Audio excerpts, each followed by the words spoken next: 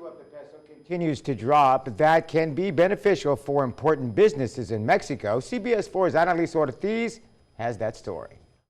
When the value of the peso drops, shoppers feel it in their pockets. But the McAllen Economic Development Corporation says it's actually better for maquiladoras. The peso continues to get weaker, but the change in currency value can strengthen manufacturing operations across the border that earn in dollars but pay in pesos. Literally within one day, the company's costs reduced about 10%. The McAllen Economic Development Corporation works to attract new companies to the McAllen-Reynosa region. Director Keith Patridge says the declining peso can help that mission. CBS 4 News also wanted to know what kind of effect recent travel warnings issued by the State Department could have on the McAllen EDC's recruiting efforts. We understand what the State Department's doing. We understand that they're wanting to caution people about travel to Mexico.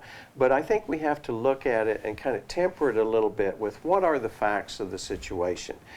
We have 2,000 managers that travel across to Reynosa every day with no problem. Patridge says the warnings, though, tend to add to a negative perception of the border. Then we have someone working at a hotel, front desk, or in a restaurant, and they have a group of business people sitting there, or a group of business people come in to check into the hotel. And one of those people says, "So, tell me, do you ever go to Reynosa?"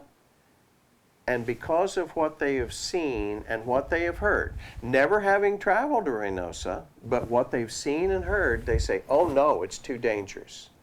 What that may have done is just cost us 1,000 jobs. Texas Secretary of State Carlos Cascos agrees that fighting that perception is important for business. You just cannot paint the border with one broad brush, much like you cannot paint Mexico with one broad brush. There are areas in Mexico that are very safe to travel in, and there are areas that are not so safe to travel in, but we have that same challenge in our country.